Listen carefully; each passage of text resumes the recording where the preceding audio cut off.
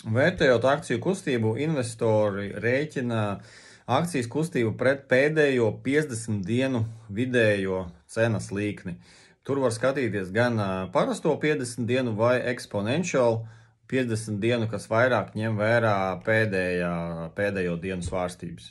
Ir zināmas šādas likumsakarības, ka ja akcijas cena pakrīt zem 50 dienu vidējā, tad vislabāk to akciju pārdot, jo tas nozīmē, ka viņi varētu krist tālāk.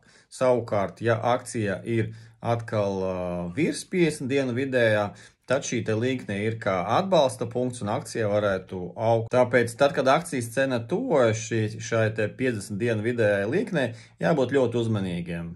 Ja ir baile, tad tiklīdz kā viņa krusto to līniju, iespējams ir jāpārdod visa pozīcija vai daļa savas pozīcijas. Vēl nopietnāk ir jāapsver pārdot akciju, ja tās cena krīt zem 50 dienu vidējā un apjomi ir lieli, kas nozīmē notiek masīva pārdošana, likvidācija.